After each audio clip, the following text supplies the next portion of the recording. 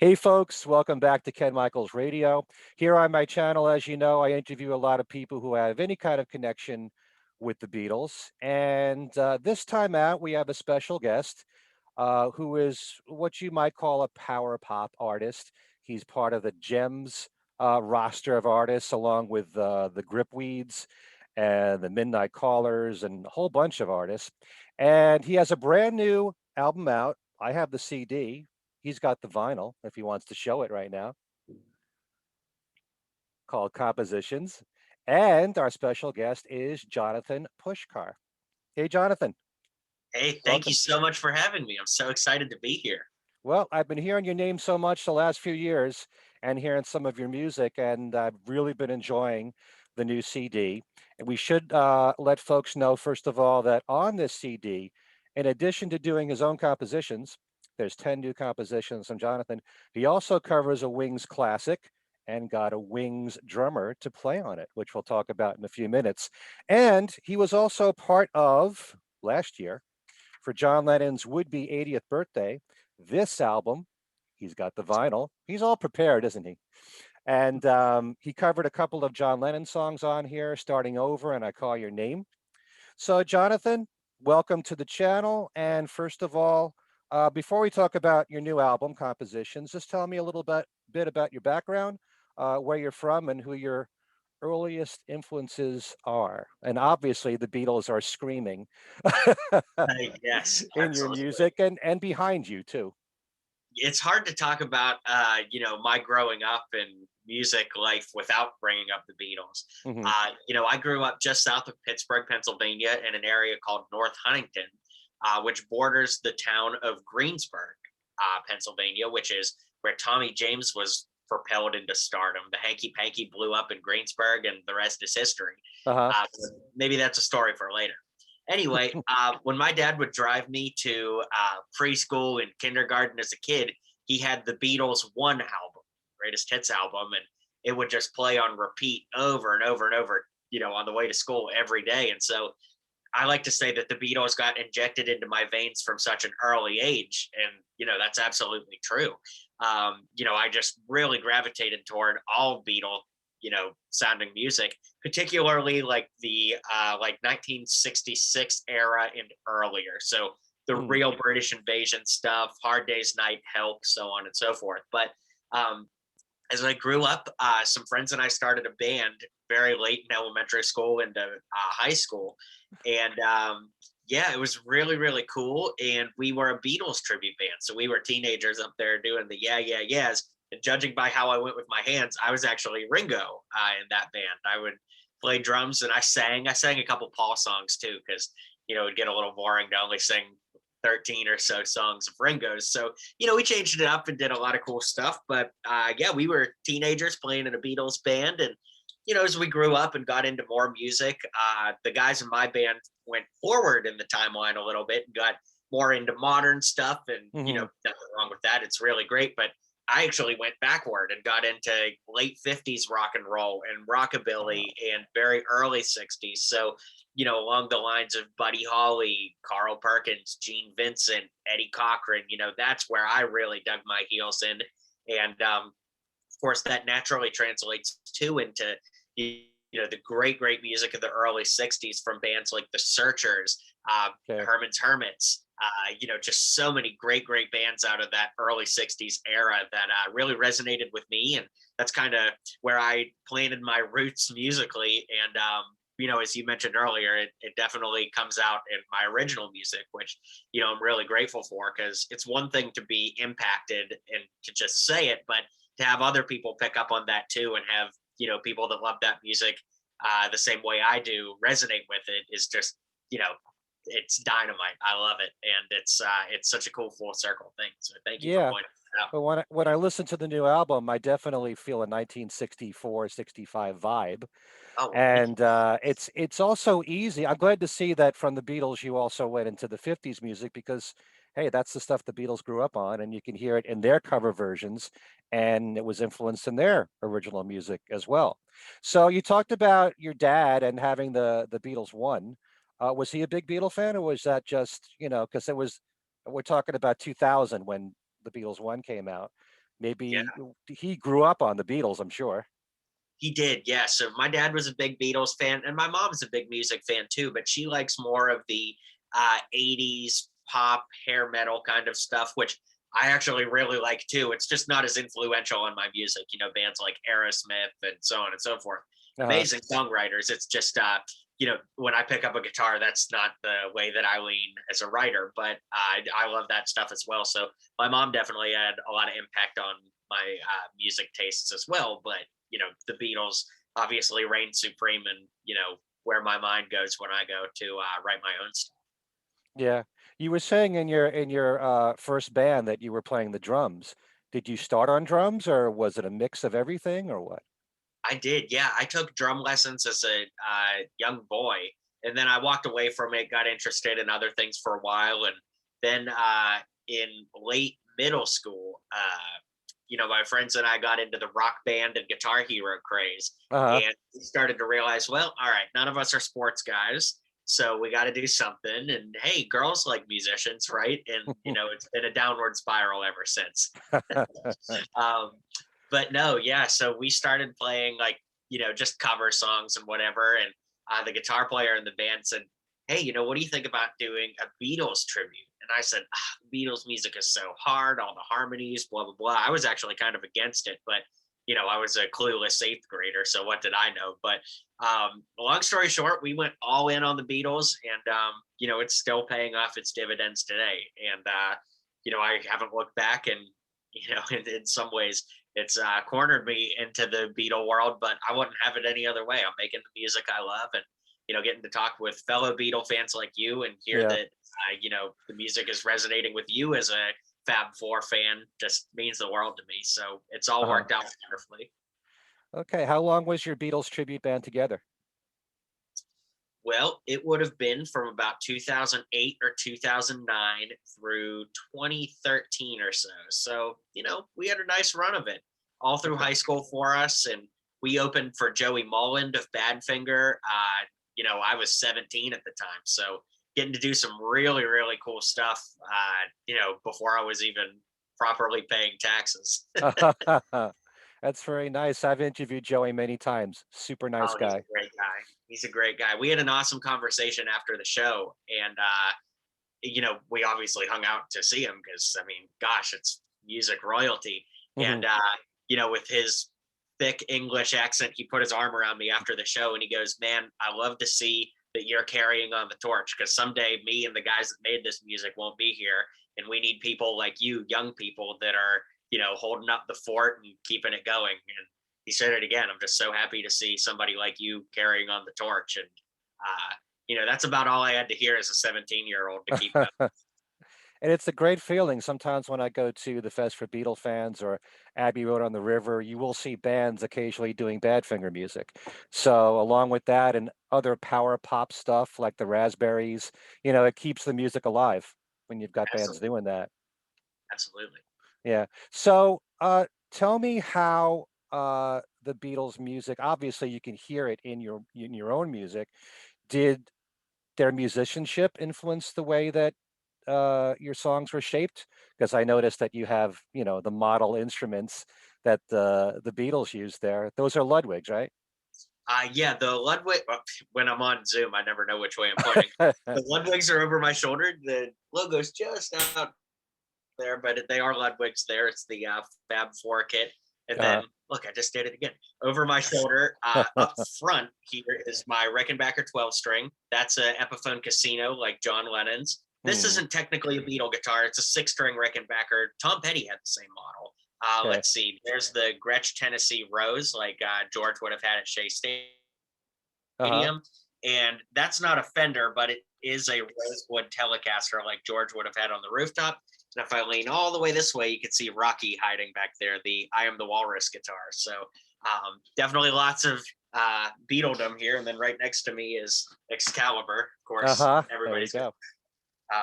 so yeah, so the Beatles instrumentally obviously are big influences because they just played great stuff. But musically, um, I think when you listen to that stuff just on repeat, and like you said earlier, it gets injected in your veins. There are just certain expressions and certain things that become second nature to, use and to rely on. And of course, the big thing for me is I'm 25, so Hmm. I obviously have a lot of modern influences as well. Maybe not as modern as most 25-year-olds, but I'm really into bands like Fountains of Wayne, the Stacy's Mom band. They were Right. Weezer, bands like that. But really good pop stuff out of the late '90s, early 2000s. And so, kind of marrying that stuff that influenced me as a teenager with all this great music from the '60s, even the early '50s. I think it comes out for a very unique blend. And of course, recording it now in the 2020s, I just think it's a really cool melting pot that hits a lot of different corners. And I'm so grateful that people have been so receptive to it. And Yeah. yeah. There's a whole audience out there. I listen to there's one particular radio station that plays modern rock, but it's a lot of rock that harkens back to a 60s and 70s melodic sound, and certain bands that I've only now been picking up on kind of late, like the Jayhawks or Wilco or bands like those. Those are the bands that fit on that kind of format, and like the ones you mentioned. So there is an audience out there for bands that were very heavily influenced by the bands of the 60s and 70s. So, yeah, and your album certainly fits that mold right there. So, Thank you. tell me about some of the songs. I got to tell you, at any time of the day, one of the songs could stick in my head, but usually it's going to be all right. I don't Oh, know what it is fantastic. about that song. Can you tell me how you wrote that one? Yeah, "Gonna Be All Right" is the second song on the album, Hmm. and I think it's a very thinly veiled secret that it was about 2020, the hardships we went through, Hmm. and the idea. I had a friend that was really struggling with her whole world being shut down and so on and so forth, and we weren't getting to see each other like we were beforehand, and so it was kind of a song to her, and it ended up being a little autobiographical too. I think I needed to hear myself say it was going to be all right. And, Hmm. here we are, brighter days ahead. Every day is looking better than the day before it, and it's just a very sentimental song in that regard. That I think it's pulled us there, and that was very influenced by Wildflowers era Tom Petty. But of course, there's some McCartney sprinkled in there too. Some of his, Flaming Pie era acoustic side. I was listening to a lot of that kind of stuff too. So, um, you know, all roads lead back to the Fab Four, don't they? Right. How do you feel before we keep talking about your music about the rest of the Beatle catalog? I mean, I know you love the early Beatles stuff, but later Beatles, solo Beatles, give us a take on what your favorites are there. Yeah, I mean, if you're a Beatle fan, it's hard to say like, I only like up to a certain point because it's all so good. And I go through phases like, last year I was in a big Sergeant Pepper phase. Right now I'm kind of in a Help phase, and I think that's the greatest thing about the Beatles is that you can do that. You know what I mean? Mm, Not to pick on any other bands, but there are a lot of bands like again, I'm not going to pick on them, but maybe the Rolling Stones, where the catalog isn't so diverse, right? Like, the late '70s Stones onward kind of all sound the same. The '70s Stones has a very distinct sound, and the '60s Stones has a very distinct sound, but it's not like the Beatles, where A Hard Day's Night sounds like a completely different band to something like Magical Mystery Tour, or sure. even the variation you get in the White Album. And it's not being a Beatle elitist to say that or anything. It's just I'm so amazed that the Beatles have such a wide array in such a short range of time with their music. So that's a big thing that I love about the Beatles, but their solo catalog as well, just incredible. Getting to participate in the John Lennon tribute Hmm. was amazing. And it was actually kind of difficult because, it's like so many great John Lennon songs. How do you pick just one or two to Hmm. do? It was really hard. So I thought, okay, got to do a Beatles, got to do a solo. And that had me land on I Call Your Name because, I'm a 12-string guitar player first and foremost. It's pretty much the only instrument you'll see me playing right over my shoulder there. I got to get Uh-huh. that thing done by the time we're through here. But, um, I'm a big 12-string guitar fan, and so I Call Your Name was a great option for that. And then I chose Just Like Starting Over. I think it's a severely underrated track from any of the solo Beatles catalogs. It's really fun to put together. But yeah, I mean, George's career, so amazing, right? Everything from the Traveling Wilburys to maybe some of the later gems like Cheer Down and stuff. Just so amazing. Uh-huh. Of course, I love Ringo's solo career as well. It maybe has some more misses than perhaps somebody like Paul does, but there's some great stuff in Ringo's career too, with Photograph, Don't Come Easy. But I really like the newer era stuff too. And maybe not Mm. as new now, but Never Without You, Liverpool 8. What a great comeback Ringo had, if you can call it a comeback. So I'm a big Well, Ringo solo fan. And artistically, yes. Yeah. yeah. Do you like the Mark Hudson era stuff? Yeah, I honestly would say that's probably my favorite era of Ringo's, just because it harkens back to that early Beatles sound so authentically while still being really original. The harmony stacks are all such a Hmm. great thumbprint, and I think really it was Ringo at his best, aside from maybe songs like "Don't Come Easy" and "Photograph," but just really incredible era for Ringo. Yeah, well, I would agree with you. And although I find all of his solo albums fascinating to listen to, but I've often said from Time Takes Time on, it's Yeah, been like a renaissance period for him. And it just in really terms of the quality of the songs that he did with Mark Hudson, Vertical Man and Ringo Rama and Choose Love, those albums, and a really good Christmas album too. I think yeah, that that was like a pinnacle in a way for him. Although I do like the direction he's gone since Mark Hudson because it's far I agree. more diverse all over the place because of Postcard all the. from Paradise, great record. Mhm. Just awesome stuff. So many great tunes. So good. Mhm. Yeah, glad to hear you say all this. And Paul, with Paul, it's Well, of course, we saved Paul for last because there's connections in the new album. But I'm such a huge Paul solo fan. I think the story of Wings is really tragic in a lot of ways. It's an incredible story, but mm, the fact that Paul wasn't a chart successful artist right out of the gate, but became that way, around 73 or so, just having smash hit after smash hit once Band on the Run really took off. I really like that because I think that we, just assume that the Beatles can do no wrong and that everything they touch turns to gold. And of course, all that early Paul stuff, the McCartney album, Ram, Wildlife, all that stuff is so good.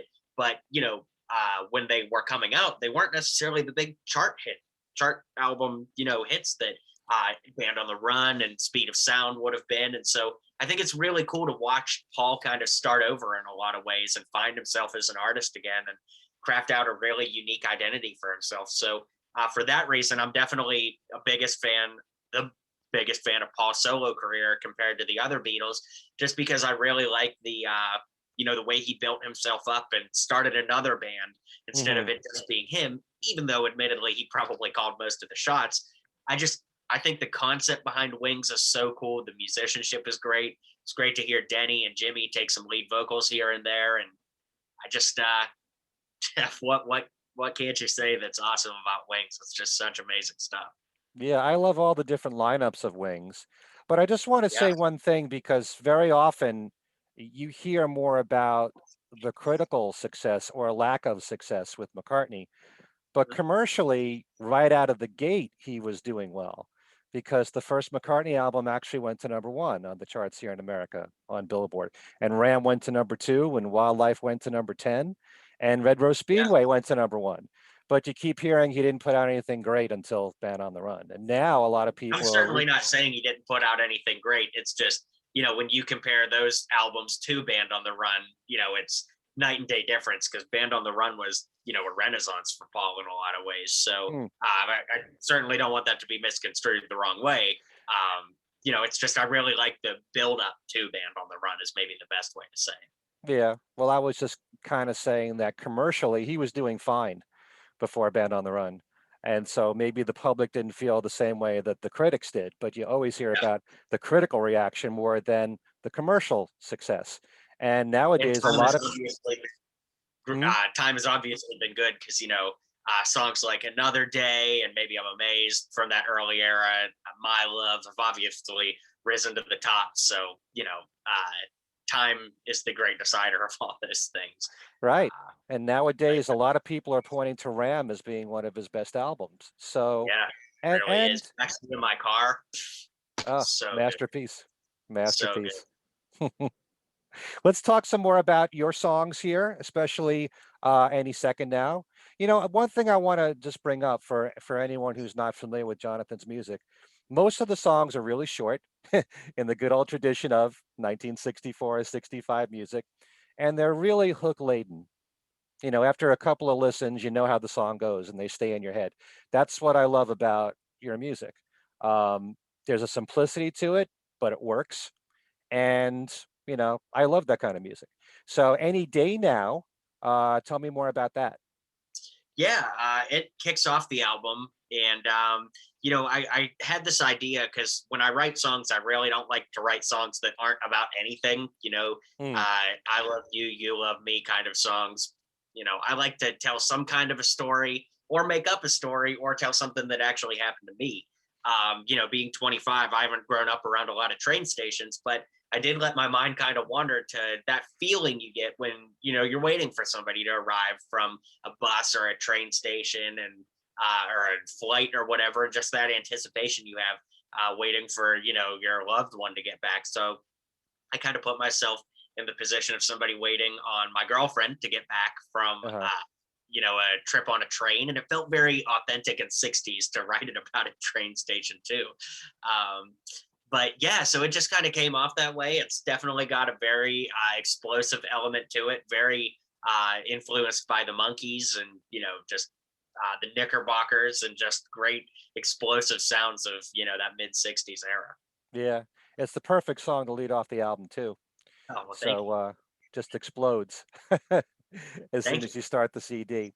I want to bring up one of the lyrics that I like a lot on the album, and that's from Making plans for all the fun we could have had. It's a very different twist, Yeah. which I like a lot. Yeah, Making Plans was actually one of the first songs written for the album. It's a little bit of a somber song. I like to call it, maybe bedroom rock, or the closest I'll ever get to it. But Mm, the idea is, I actually wrote it before anything from the pandemic happened. A lot of people think it was influenced by the pandemic, but it really wasn't. It was done before COVID was even a word. mm, With that being said, though, the idea is that and this really did happen. I was talking to this girl, and things were going really well. And, it progressed pretty quickly too. But right around the time that, we were saying, hey, we should be going out and whatever, she was leaving for the summer. She's a college student. So she was leaving for the summer. And, as the summer progressed on, I was thinking of all these fun things to go and do. And I thought, it'd be more fun to save it to do with her when she gets back. And so the mm. whole song is about that. But I think that maybe in some ways it ended up being forward prophetic, that 2020 would play out the way it did. And, that would Mm. kind of be the theme of 2020. But I'm really glad that, again, people interpret it whatever way they do, and they resonate with it, the way that you need to. We get the things out of music that we need to hear. And, I'm glad that people resonate with it. Yeah. Um, you mentioned the pandemic, and I really didn't feel like any of the songs had to do with it until Love Will Save the Day. As soon as I heard that, especially you're mentioning 1964 in there, and my mind automatically races to the Beatles arriving in America in 1964. I was thinking that because of all the problems that we had in the last year and a half, that song was primarily about that. Yeah, Love Will Save the Day is actually something I started writing when I was 17, and I just tucked it away because um, I never had the right spark to finish it. I had the idea for, the concept of what the song should be about, the message, but obviously with a lot of time on my hands last year, and certainly a lot of inspiration, looking out the window, it felt like a really good time to put that song out. And I really do believe that, love is the answer. I know maybe in the Beatles circle that's maybe cliche to say, but I think it's true. The fact that we, um, you know, are so quick to point fingers and not try to understand. Hmm. Love, understanding, empathy. It's the way we need to be moving, and I think the sooner we can realize that as a community, the better. Absolutely. That's really one of my favorite songs on the Oh, album right there. thank you. Yeah. You want to talk about Junior's Farm and how you came to record that? Because you actually got Geoff Britton, the drummer who was on the Wings recording, to play with you. How did that all come about? Absolutely. So again, I'm a huge McCartney solo fan. Wings, just I love it all. And so in 2019, Geoff Britton, who was the drummer for McCartney in the one hand clapping era, Junior's Hmm. Farm era, he came back to Tennessee. What a lot of people don't know is that McCartney and Wings actually spent 6 weeks in Nashville, the general Nashville area, in the summer of 1974. And so when they came here, they stayed at Curly Putnam's farm out in Lebanon, Tennessee, about an hour from Nashville. Hmm. Well, Curly was Curly Jr., therefore they were staying on Junior's farm, hence the Hmm. title. And a Right. lot of the lyrics were written while they were here in Tennessee. Um, that was the summer of 74. And in 2019, like I said, Geoff Britton came back to celebrate the 45th anniversary of Junior's Farm. Now, Geoff has been living in Spain for a very long time at this point. He's really not on the internet. He's been living under the radar, and he's been pretty inaccessible to, the Wings and McCartney fans and whatnot. But my good friend Dan Ealey Mm. actually got in touch with Geoff Britton. Now, Dan's connection is in 74, he was a teenager and he was at the farm hanging out with Wings. He has a great story. In fact, he'd be a great interview for you someday. Mm. Um, but he met Wings and he kept in touch with all of them over the years. He lost touch with Geoff over the years, as Geoff just kind of went under the radar, but they got back in touch. And Dan told Geoff, it's time you come to Tennessee. You need to embrace the fans. The fans are ready to meet you, da da da. So Geoff came here to Tennessee. He played a great show in Cookeville. And, it was just a great Wings 45th anniversary celebration. And I was fortunate enough to get asked to go and videotape Geoff at Junior's farm. So we Huh. actually went back to the farm. It was the first time Geoff had been there since 74. And I got to film and interview him at the gates of the farm and have him say, oh, here's the lake where Paul's birthday party was. And this is where Roy Orbison drove up. And this is where we stayed, and so on and so forth. And he told a great story too, that when you get to the farm, there's a big long driveway, and up at the top of the driveway, there's a porch. And he said he went up there one morning after they'd gone downtown, and Paul came down early in the morning and said, Geoff, I just wrote something. And it ended up being somewhere to the south of New York City. And it was Sally G. He had written the complete song overnight Uh-huh. and played it for Geoff the next day. And, Geoff tells the story that it's just an incredible testament to Paul. The Sally G war is a whole nother story, but the fact that they could go out one night and the next morning Paul has a song signed, sealed, delivered, and done, it's just incredible. Anyhow, getting to spend that time with Geoff in 2019, we connected up and I sent him my first album, which was called Straighten Up. And it actually wasn't even released yet at the time. But Geoff said, Johnathan, I love this album, but the one thing I don't like about it is that I didn't get to play drums on it. And I said, well, there will be a second album for sure. Would you like to play on that? And he said, yes, I'll be coming back to the States in 2020. We'll book some studio time. We'll do it. Let's make it happen. Hmm. Well, obviously 2020, nobody was traveling, certainly not internationally, but thanks to technology, we were able to record the basic tracks here and send them to Geoff in Spain, where he could record the drums digitally. Record real drums, but send back the digital Right. files that you could mix here in the States. So it was amazing to get Geoff on it, and he played on 3 tracks on the album of my original tracks. And with that being said, as we were kind of talking about the songs and da da da, I had this idea of, oh man, what if Geoff would do Junior's Farm with me? Hmm. That's his calling card of the Wings era. Right. And I was a little nervous to ask him, like maybe he would say no. I wonder if it would throw the whole thing off, but he was actually very warm and receptive to it. And he said, "Oh my gosh, it'd be amazing." And he made the point that, he's only ever recorded it with two people, Right. Paul McCartney and me.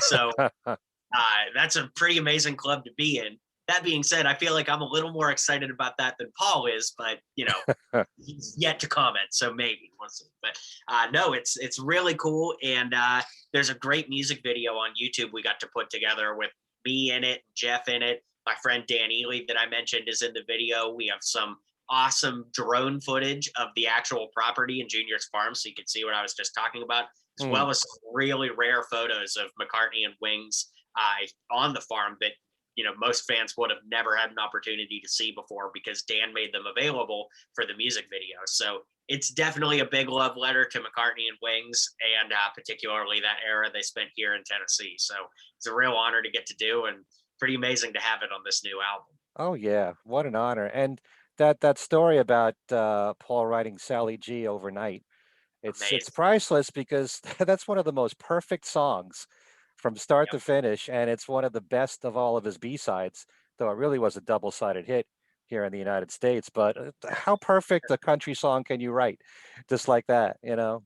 That's He had amazing. all of the top A list session players in Nashville playing on that. Right. So just incredible stuff, and just really cool to learn about that history from Geoff and to get to unpack it, and now to get to do the big one from Nashville. Anything more you can share about Geoff and his memories of Paul? I mean, there's the recording of Junior's Farm and Sally G. And also around that time, Walking in the Park with Eloise, which is the song that Paul's father wrote that they recorded as a tribute to Paul's father. And Right. also Geoff played the drums B on that. side. What's that? Geoff played drums on Walking in the Park with Eloise. Yeah, yeah. Did he talk about any of that stuff with you? He did, yeah. He talked about, obviously the Chet Atkins involvement with Walking in the Park, Hmm. and probably one of the cooler stories to share that again, just a lot of fans wouldn't have an opportunity to know is that Paul actually threw some parties at Junior's farm. Well, the farm they were staying at, Hmm. and Roy Orbison was invited to the party, and he rolled up in a black Cadillac in all black leather in the middle of summer, just Hey. the man never broke a stride. Chet Atkins would have been there. Just some really big players, were coming to his party. What are some other cool stories? Paul, Linda, and Geoff went to Opryland, which was kind of a amusement park here in Nashville. So they would have driven into Nashville for it. And there was a fiddler competition that day. And there's a great story that, Paul was walking around. Interestingly, the story goes that he was walking around the park barefoot. I don't know if Uh-huh. that's fact or not, but that's kind of the local legend. But anyways, he and Linda are holding hands walking through the park. And, if you can imagine the fiddler competition's going on here and Paul walks from behind, I guess everybody started to hear the murmur that Paul was coming and they turned out of their seats to watch Paul instead of the competition that was going on, like, the big show of the day. So just really fascinating and really interesting history, just it's really cool because, the way I put it is, who on the planet could go on a vacation somewhere for 6 weeks and literally change people's lives just because they could say they saw him at Opryland that day, or they Right. saw him in downtown Nashville, or they ran into him at a gas station. It's just such an incredible story and such a neat testament to, the legacy that Paul will always have on, the fans. Yeah. And a vacation is not always a vacation for certain people. I mean, in the course of this, Paul recorded several songs. Yeah, So, that actually was not the intention. It's my understanding that they came here to rehearse for what would be the Wings Over America tour, but it really kind of was a vacation first and foremost. Obviously, they did enough work that it evolved away from that. But the idea was for them to come here and unplug, get away from the spotlight of Band on the Run, be in the middle of nowhere, experience America. Geoff would have been the newest recruit to the band. Jimmy would have been hmm, relatively new too. So it was kind of for everybody to spend time together and get to know each other and get rehearsing for what would be the tour the following year. Right. Tell me more about Dan. I mean, I know his story, which is Yeah. quite a fascinating story. He basically was a guy who pretended to be a reporter and wrote to I think it was Melody Maker in the UK because he was aware that Paul and Wings were coming to Nashville and he wanted to do a story on them. So he faked his way as a reporter and then got to spend a lot of time with them. So did That's he tell exactly you a lot right. of stories too? Oh yeah, and I've gotten to see his photo archive, of all the Polaroids he was taking from back then, stuff that's never really been published, widespread. Once again, the music video on my YouTube channel with Junior's Farm, we've got some of those photos in there, which is a really, really cool Yeah. testament. But that being said, yeah, I mean, Dan had a Rickenbacker bass, a right-handed Rickenbacker bass that he took to the farm, and he wanted to give it to Paul. So he gave it to Denny, and Denny took it up to the rehearsal space, and the bass was up there, and so on and so forth. Well, I guess one day at the farm, Paul was talking to Dan, and he said, "I have your bass up there." And Dan said, "Yeah, I'm happy to give it to you. I'm happy for you to have it." And Paul said something to the effect of, "I think it would be more special if I give it back to you, and you have a bass that I've had in my possession, than Uh-huh. for me to keep it." When you think about it too, Paul could get any bass he wants. It's Sure. right-handed.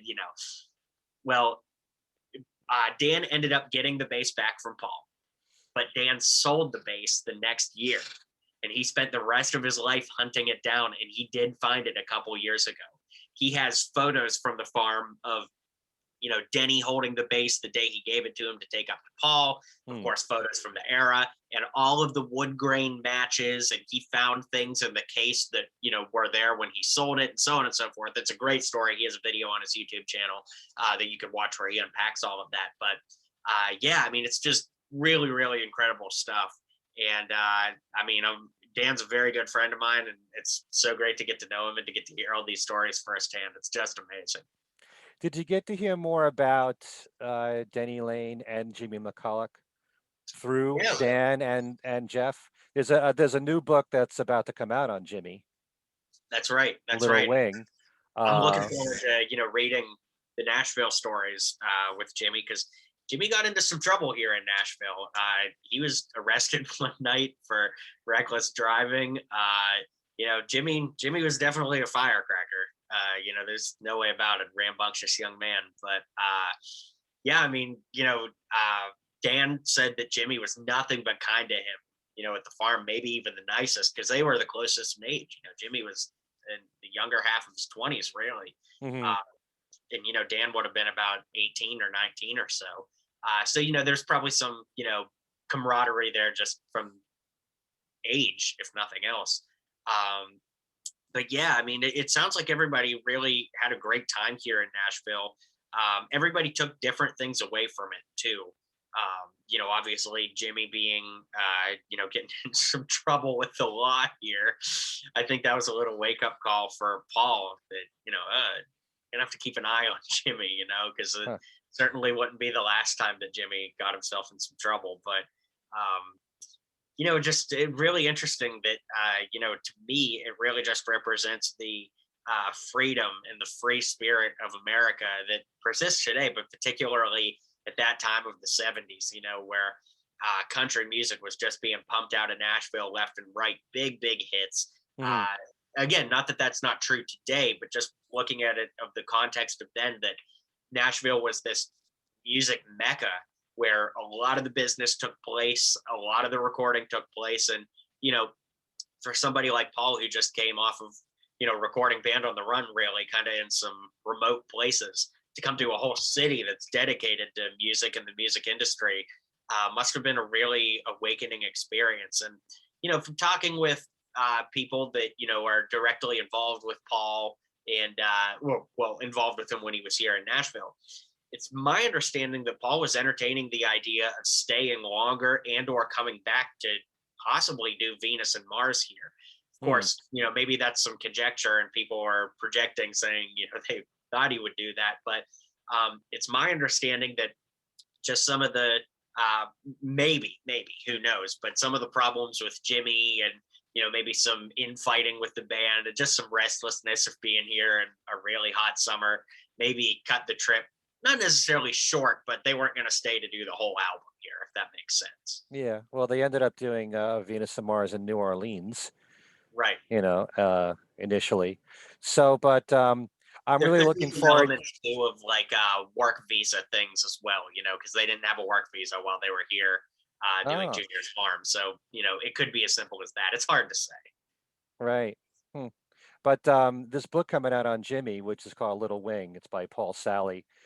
Really looking forward to it because there's not too many things that we know about Jimmy other than his contributions in Wings, being in Thunderclap Newman before that, but his whole history should be really interesting. Did you learn more about what it was like from Geoff Britton just working with Paul? It was a very short period of time, It that was. It Jeff was was. with him, but But it was a very interesting period of time too. When Paul was rehearsing at the farm, those were the first times that any Wings material was performed on United States soil. hmm, Granted, not to an audience, except Dan Ealey was there. He was sitting out in the fields listening because they were rehearsing with the garages up. So Dan Ealey is the first person to hear anything Wings live in the States. But uh, a very short period with Wings, but a really interesting period too. Jeff's in the one hand clapping film, which is, hmm, maybe the first live footage, if you will, of, Wings doing the Band on the Run era material. So that's really interesting in its own right. But yeah, I mean, Jeff has nothing but wonderful things to say about Paul's musicianship. And, the fact that he is the penultimate artist, performer, songwriter. He goes in, gets the job done. He knows exactly what he wants, and the job's not over until he gets what he has in his head. So there's certainly something admirable about that, especially for those of us that love the music and those of us that are artists too. A hmm. lot that I think we can take away from that kind of mentality. But yeah, I mean, Jeff just has nothing but wonderful things to say about Paul and his time with Wings. Yeah, tremendous. Since we mentioned Dan Ely, he plays the bass on Junior's Farm. So He is it the does. same bass It is that the he same had? bass, and once again, to bring up the music video, he's playing the bass that he gave to Paul in my music video. So it's definitely worth checking out for the Wings fans for sure. Okay. Another person I want to mention is John Rajavi, Yeah, because yeah, I know him from being in the Weaklings and also at the Fest for Beatle fans. He's in the band Liverpool. He is their George guy, but he yes. got to play guitars on Junior's Farm with you. How did you arrange that? Well, the Weaklings, John's band, are gem artists as well. Hmm. And initially, we did have somebody lined up that uh, has played with McCartney that was going to play guitar on it, but it ended up falling through at the last minute. I don't want to name names just because it didn't happen. It is what it is. But we did have somebody really cool lined up, and then I went to Marty Scott at Jim and said, "Hey, do you know somebody that we could get that would be into this and blah blah blah?" And he asked John, and John was very receptive and went ahead and did it. So the end product turned out great. And when we did this album, the John Lennon tribute album, Hmm.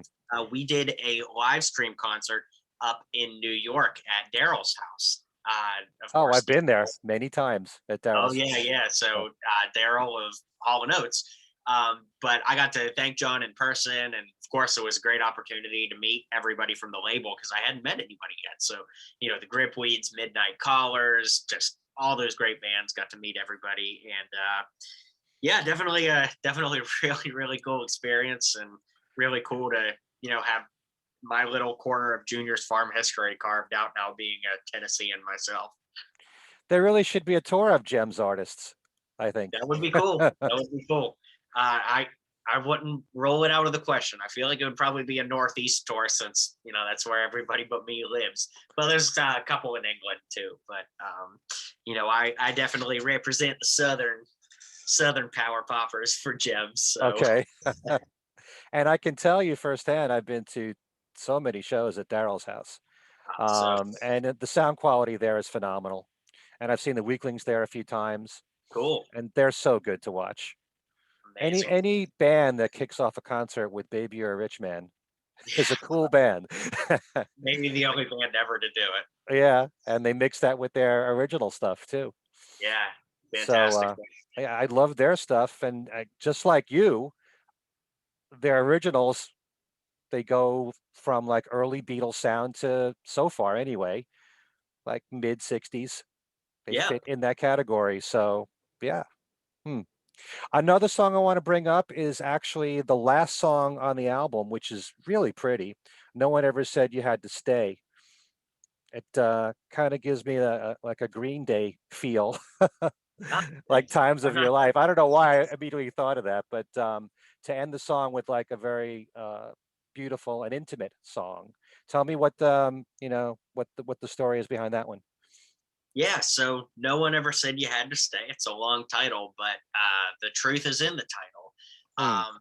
It was actually another song written before the pandemic, but I've talked to a lot of friends and people my age that, after high school or even college, it's a typical millennial thing, right? To take the first well-paying job that comes across your table, and thinking about the financial stability above all else. And you know, I just heard one too many times stories of people my age feeling stuck in a job that they don't like, or in a career or area that they don't like.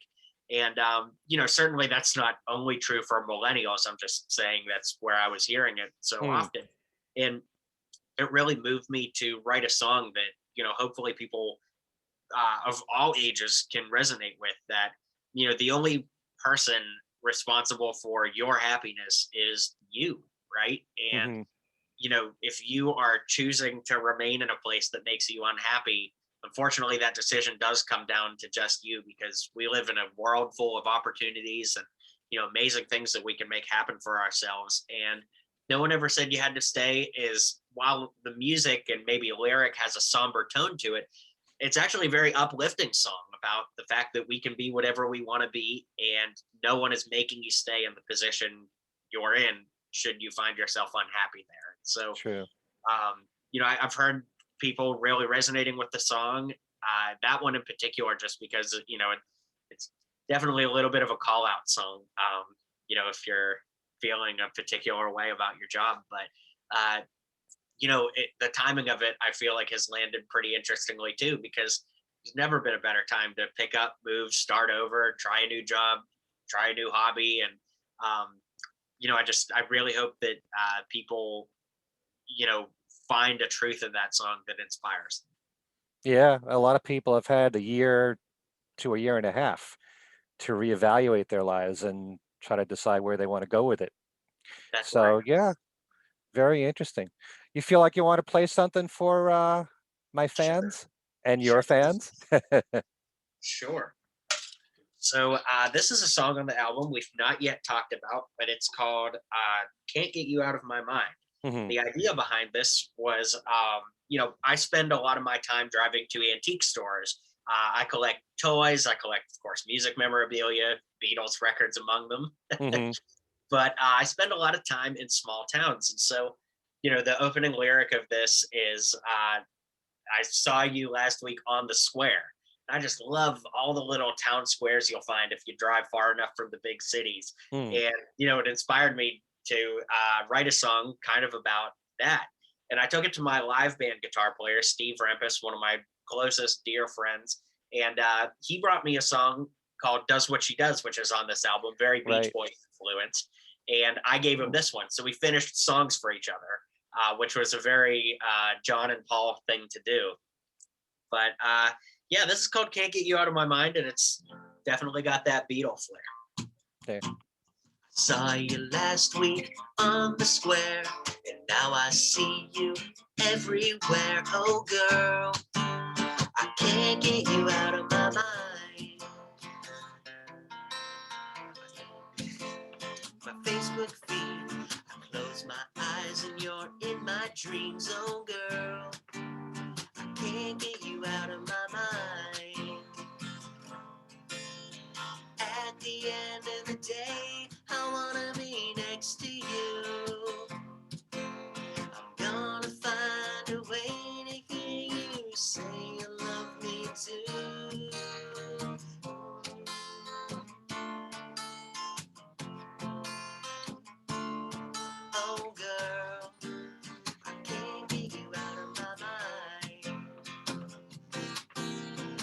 sure how, but I'll find a way to track you down, and I'll proudly say, oh girl, I can't get you out of my mind. At the end of the day, I wanna be next to you.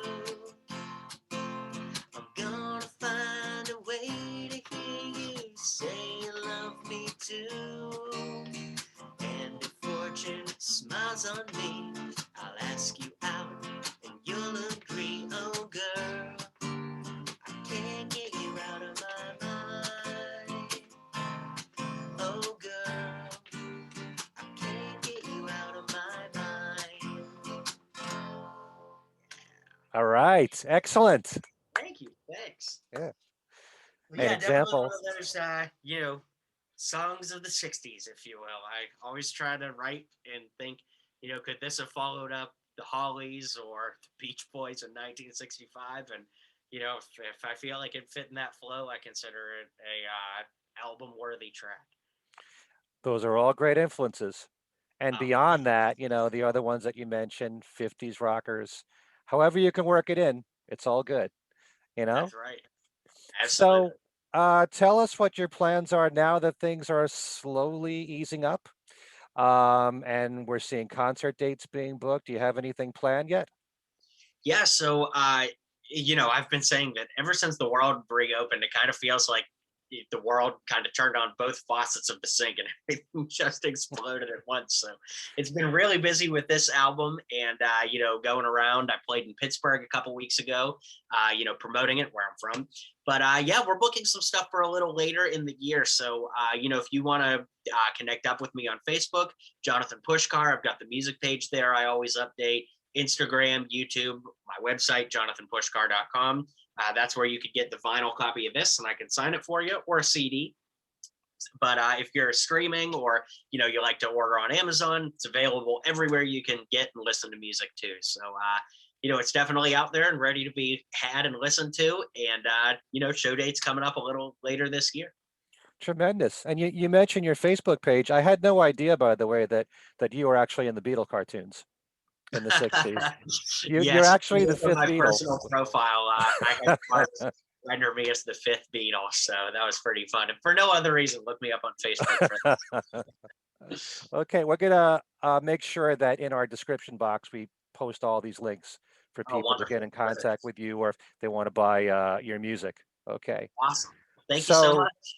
thank you, Jonathan. This has been terrific, and keep me posted about touring dates. I'll be checking your website anyway, but You got I'll it. put that on my website, and stay in touch. Let us know what's going on, and thanks for being here. Well, thank you so much. And thanks to everybody for hanging out this long into the video. And let's do it again sometime. Yeah.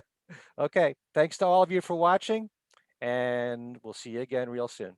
See ya.